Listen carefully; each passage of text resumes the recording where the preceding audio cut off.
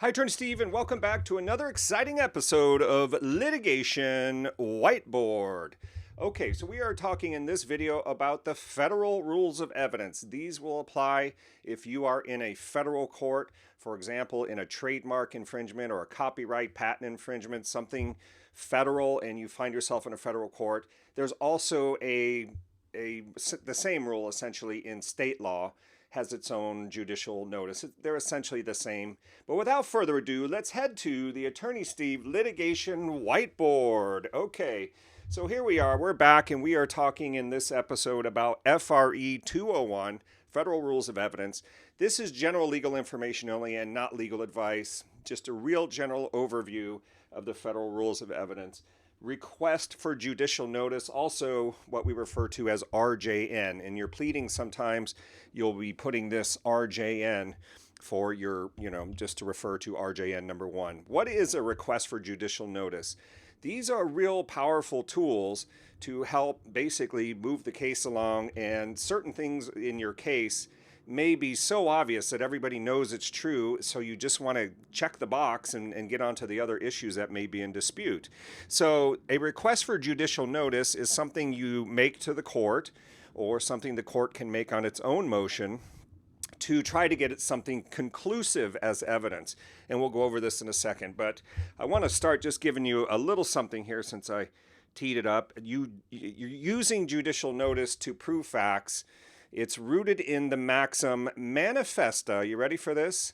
Manifesta non indigent probation. That which is known need not be proven. Okay, so that's what it's based on. Things that are known. You don't want to make people go through extensive lengths to try to prove certain things. Things that are known, let's just get down to it. So your first thing you're looking for, if you're talking about trying to get something in as evidence under judicial notice, something generally known in the jurisdiction. Okay, so that could be that a bell tower rings every day at 1 o'clock. Okay, so anything that's not subject to reasonable dispute can be the subject of a judicial request for judicial notice. Okay, so things generally known in the jurisdiction, or things that can be easily, or as they say, readily ascertainable by reviewing reliable sources. So if there's something you can figure out with a little bit of work, but it's a reliable source and you can prove that up, these can be subject to judicial notice. So these are your main. This is your main test under the FRE 201. So if you have something that, and I'll give you some examples here. Let's just cut through this real quick. The court can take it on its own motion. So a court, in ruling on a motion, can just say, I'm going to take judicial notice of the fact that the clock rings at 5 o'clock every day, and so the accident must have occurred at 5 o'clock. Okay, so the court can do it, or if not, you're filing a motion. And I go down here. Sometimes these are very powerful in your demurs or your motion to dismiss, which is the federal court equivalent. You file that with your demur as a separate pleading. So you have your demur or your opposition to a demur, and you have your request for judicial notice and whatever you're asking the court to take notice of. So it could be a demur, it could be a motion for summary judgment, it could be some other law and motion matter where you're trying to prove something, okay? I think you got the idea here. What's the significance of it? It's very important in a civil case. If something is subject to judicial notice, the court takes judicial notice, the jury is required to accept that as conclusive. So that's a big deal, okay? So they're very important if you can get these in during the course of a case, to have the judge admit certain evidence as judicially noticed. That can help make your case easier when you get down closer to trial. As I says here, you can do this at any stage of the proceeding. At any stage of the proceeding, the court can take notice under FRE 201, okay? So that's a general overview. I'm going to give you 3 examples, and we're going to cut out of here.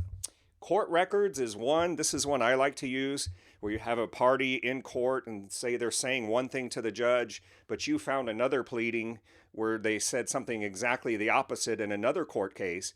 I like to pull that pleading and use it as judicial notice of their inconsistent positions, and try to get it so they can't make these arguments to a court. So that may be one thing.